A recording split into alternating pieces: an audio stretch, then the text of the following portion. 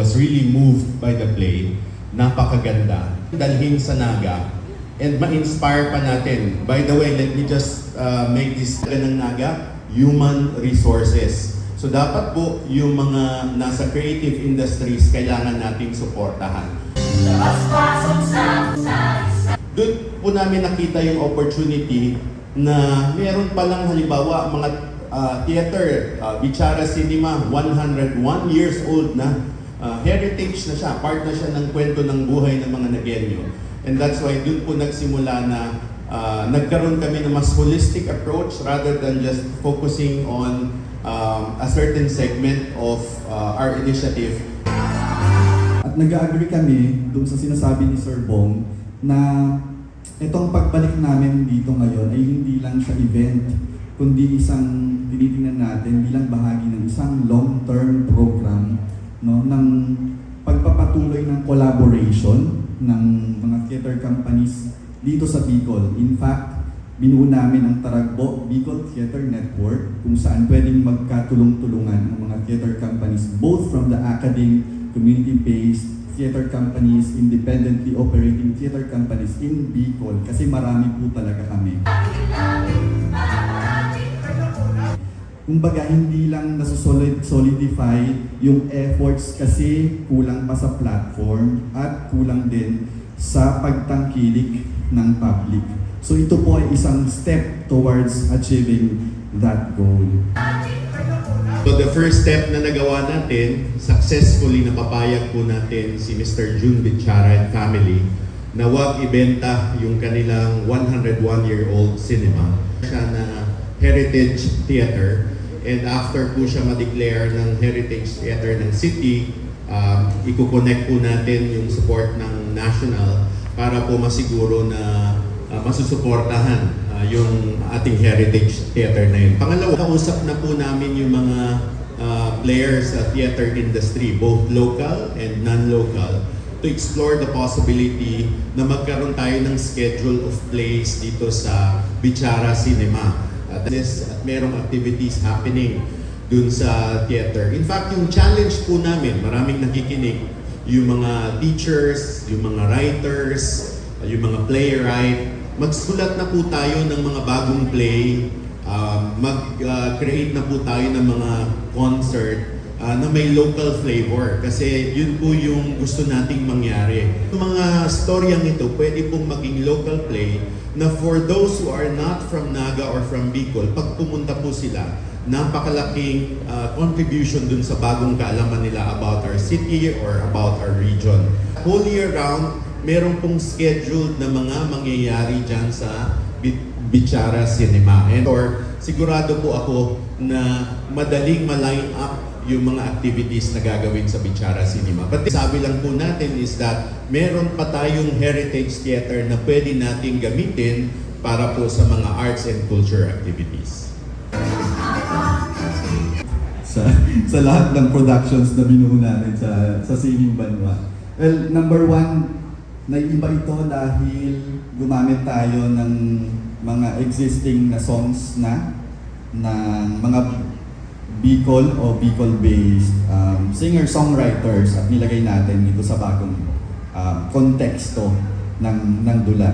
The first time na ginawa namin ito, ang advokasya, yung mga previously produced namin na musicals, may mga advocacies din sa kanyang content, pero ito particular yung advocacy as climate change, environmental issues, no?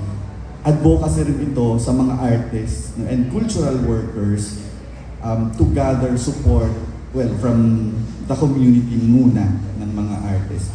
So I think that's one difference na kailangan nating ma-highlight. Ngayon din, meron kaming, well, public school teacher involved in the production. Ito si John Aldrin Belisario, ang aming musical director at isa sa mga sumulat din ng mga songs. So, ni John Aldrin, dahil ano naman siya, teacher, hindi, ganito yung tamang approach para i-support din tayo ng, well, government units, ng institutions and agencies like DepEd. Kaya naging magaan din yung pagtanggap. This is one thing na grateful din naman kami dun sa input na yon ng aming musical director. I am with you. So, all our support po from DepEd Naga City. Thank you. Library in a Box. Ito po yung pang-pito namin na Library in a Box dito sa Bicol Region. Pero ang kaibahan po nitong Library in a Box na idodonate namin sa Leon Mercado High School, meron po siyang tinatawag na Starbooks. Ang Starbooks po is galing sa Department of Science and Technology, courtesy of Regional Director Romel, no? Computer software na digital library. So lahat ng textbooks sa DepEd, lahat ng kailangan ng mga bata, naandun na digitally aside from the traditional library na meron tayo. So ang worth po nun is sabi niya between 2.1 and 2.2 million per computer. So kung meron tayong ganong klaseng support from the OST, talaga pong lumaki significantly yung atin pong i-donate na Library in a Box sa Leon Mercado High School. Siyempre hindi natin sisisihin yung mga tao na nagsasabi na ang teatro ay isa lamang forma ng aliw, no, o pagbibigay aliw sa madla. Dahil totoo naman, no, ang teatro ay dapat nag-entertain din. Pero dapat hindi nagtatapos doon ang lahat dahil dapat ang teatro ay nag-educate, no, nakakapagmulat sa totoong sitwasyon ng ating lipunan na actually sa teatro dahil ito ay isang community gathering eh. No? So para makanood ka ng palabas sa teatro, kailangan mong lumabas ng bahay, umalis kung nasaan ka ngayon at pumunta sa lugar kung nasaan ang palabas. So merong dagdag na effort. Kaya siguro hindi kaagad nare-realize ng iba na ito kasi ay hindi lang entertainment. Kasi pwedeng isipin ng iba, kung gusto ko lang matuwa, kapag ka na-realize natin na yung teatro pala ay isang communal dialogue. Ito ay pag-uusap ng mga nagtatanghal at ng mga manonood tungkol sa isang partikular na usapin ng komunidad, ng lipunan, ng bansa. Kapag tinignan natin siyang ganon, may dagdag na appreciation sa mga tao na kailangan kong makialam. Kasi hindi lang pala ako may entertain, may ambag din ako bilang manonood. Na talk back after ng palabas kasi doon pwedeng pag-usapan yung content. Tingin ko po hindi tama yung pinakita ninyo. Ang maganda sa teatro kasi merong immediate impact kang makikita sa manonood. Like, meron tayong immediate venue para pag-usapan immediately kung ano yung napanood natin. So lahat, kundi dapat ito ay maging plataforma para mag-usap ang komunidad ng mga dapat pag-usapan o i-address ng mga issues. I-surface yung mga hindi napapansin pero kailangan mapansin, no? Using analytics and digital marketing. So this time around, dinadala po namin yun sa Bicol, the same strategy.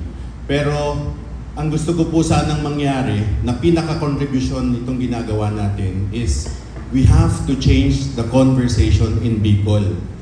Dapat po, baguhin na natin yung kultura natin, masyado tayong abala, pinag-uusapan natin yung ibang tao. Ang gusto ko pong mangyari, ang pag-usapan natin, ideas, mga bagong idea, para po matransform yung Bicol region. Ang daming brilliant na tao sa Bicol na sinasayang natin yung oras. Theater, sana po ma-influence natin yung mga kabataan, kung hindi yung mga kabataan na sana po this early ma-expose sila sa mga ganitong bagay and we can change the conversation. The moment we start changing the conversation, magbabago po yung kultura natin dito sa Bicol to showcase. And sabi ko nga, we're just scratching the surface at this point. Yung mga talent na galing sa mga schools, yung mga umalis sa Bicol pero gustong bumalik dahil may gustong ma-contribute sa ating society, these are opportunities na hindi pa po natin natatap.